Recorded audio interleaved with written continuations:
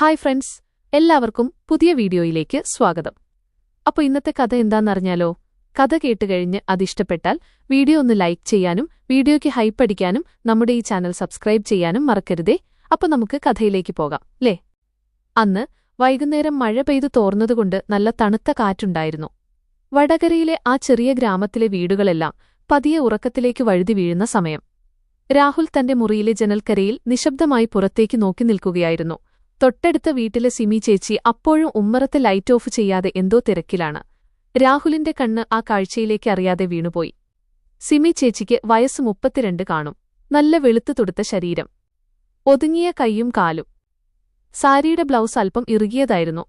മുടി കെട്ടിവെച്ചിട്ടുണ്ടെങ്കിലും കുറച്ച് ഇഴകൾ മുഖത്തേക്ക് വീണുകിടക്കുന്നുണ്ട്. രാഹുൽ അവളെ കുറേയായി ശ്രദ്ധിക്കുന്നു. മനസ്സിലടക്കിവെച്ച ചില മോഹങ്ങൾ ഓരോ ദിവസവും കൂടിവരുന്നത് അവനറിയുന്നുണ്ടായിരുന്നു. സിമി ചേച്ചിയുടെ ഭർത്താവ് വിനീത് ദുബായിലാണ്. 6 മാസം കൂടുമ്പോഴേ നാട്ടിൽ വരൂ. അതുകൊണ്ടുതന്നെ ചേച്ചി മിക്കപ്പോഴും വീട്ടിൽ ഒറ്റയ്ക്കാണ്. ഇടയ്ക്ക് അവളുടെ കൊച്ചനിയത്തി അനുവുമുണ്ട് കൂട്ടിന്. പക്ഷെ ഇന്ന് അനു അവരുടെ അമ്മയുടെ അടുത്തേക്ക് പോയിരിക്കുകയാണ്. അതുകൊണ്ട് ചേച്ചി മാത്രം ഒറ്റയ്ക്കാണ് ആ വീട്ടിൽ. രാഹുൽ ദീർഘമായി ഒന്ന് നിശ്വസിച്ചു. പെട്ടെന്നാണ് സിമി ചേച്ചി ജനലിന്റെ അരികിലേക്ക് വന്നത്. അവൾ നേരെ രാഹുലിന്റെ മുറിയിലേക്കാണ് നോക്കിയത്. രാഹുൽ പെട്ടെന്നൊന്ന് പിൻവാങ്ങാൻ നോക്കിയെങ്കിലും ചേച്ചിയുടെ ചുണ്ടിൽ ഒരു ചെറിയ ചിരി വിരിയുന്നത് അവൻ കണ്ടു. ആ ചിരി അവന്റെ നെഞ്ചിൽ ഒരു കൊള്ളിമീൻ പോലെയാണ് വന്നു വീണത്. രാഹുലിന്റെ ചുണ്ടിലുമറിയാതെ ഒരു ചെറുപുഞ്ചിരി വന്നു. ചേച്ചി കൈകൊണ്ട് ചെറുതായൊന്ന് വിളിക്കുന്ന പോലെ ആംഗ്യം കാണിച്ചു.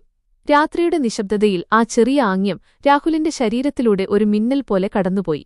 അവന്റെ ഹൃദയം പെട്ടെന്ന് മിടിക്കാൻ തുടങ്ങി. സാധാരണയായി ഈ സമയത്ത് ആരും ആ വഴിക്ക് വരാറില്ല. റോഡെല്ലാം വിജനമാണ്. രാഹുൽ പതുക്കെ തന്റെ മുറിയുടെ വാതിൽ തുറന്ന് പുറത്തിറങ്ങി. നേരെ പിൻവാതിലിലൂടെ ചേച്ചിയുടെ വീടിന്റെ തൊടിയിലേക്ക് നടന്നു. മഴയുടെ അവശേഷിക്കുന്ന തണുപ്പ് അവന്റെ കാലുകളിലേക്ക് അടിച്ചുകയറി. ചേച്ചിയുടെ വീടിന്റെ വാതിൽ പകുതി ചാരിയിട്ടിരിക്കുകയായിരുന്നു. രാഹുൽ മടിച്ചു പതുക്കെ ആ വാതിലിൽ തട്ടി. അകത്തുനിന്ന് ചെറിയൊരു ശബ്ദം കേട്ടു.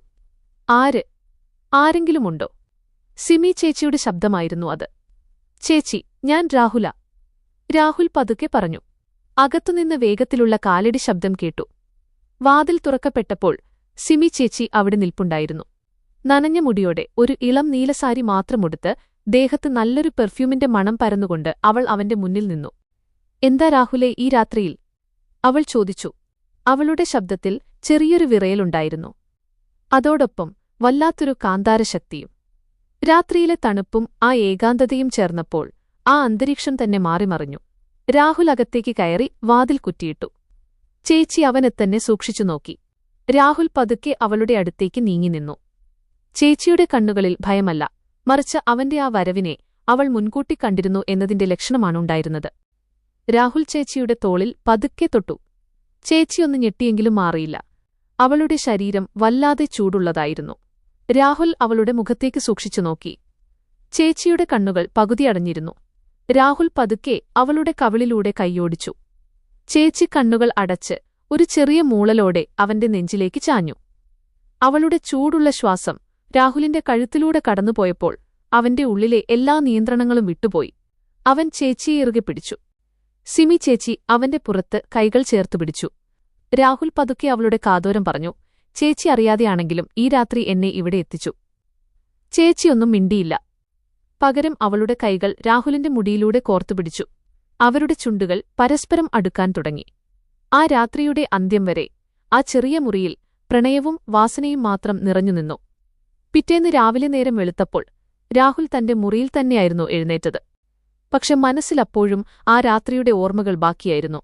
സിമി ചേച്ചിയുമായുള്ള ആ ബന്ധം അവിടെ തീരുന്നില്ലെന്ന് രാഹുലിന് ഉറപ്പായിരുന്നു. അനുവൊക്കെ പിന്നീട് വന്നെങ്കിലും രാഹുലിന്റെയും സിമി ചേച്ചിയുടെയും രഹസ്യ കൂടിക്കാഴ്ചകൾ ആരും അറിയാതെ തുടർന്നുപോന്നു. വൈകുന്നേരങ്ങളിൽ ജനൽക്കരയിലൂടെയുള്ള ആ നോട്ടങ്ങൾ പിന്നീട് വലിയൊരടുപ്പത്തിലേക്ക് വഴിമാറി. ആ ചെറിയ ഗ്രാമത്തിലെ ആരും അറിയാത്ത ഒരു പ്രണയകഥയായി അത് മാറി. രാഹുലിന്റെ ജീവിതത്തിലെ ഏറ്റവും മനോഹരമായ ദിവസങ്ങളായിരുന്നു പിന്നീട് കടന്നുപോയത്. സിമി ചേച്ചിയുടെ ആ സാന്നിധ്യം അവനു വല്ലാത്തൊരു ആത്മവിശ്വാസം നൽകി. രാത്രികളിൽ വീണ്ടും മഴ പെയ്യുമ്പോഴൊക്കെ രാഹുലിന്റെ മനസ്സ് ആ പഴയ മുറിയിലേക്കും സിമി ചേച്ചിയുടെ ചൂടിലേക്കും ഓടിച്ചെല്ലുമായിരുന്നു. അപ്പൊ ഇന്നത്തെ കഥ നിങ്ങൾക്കെല്ലാവർക്കും ഇഷ്ടമായോ? എങ്കിൽ വീഡിയോ ലൈക്ക് ചെയ്യണേ. ഹൈപ്പടിക്കാനും നമ്മുടെ ചാനൽ സബ്സ്ക്രൈബ് ചെയ്യാനും മറക്കല്ലേ. ഈ കഥയുടെ ബാക്കി നമ്മുടെ ടെലഗ്രാം ചാനലിൽ ഇടുന്നതാണ്. ടെലഗ്രാം ചാനലിന്റെ ലിങ്ക് ഡിസ്ക്രിപ്ഷൻ ബോക്സിലുണ്ട്. അപ്പോൾ നമുക്ക് നാളെ മറ്റൊരു അടിപൊളി കഥയുമായി കാണാം. എല്ലാവർക്കും ബൈ.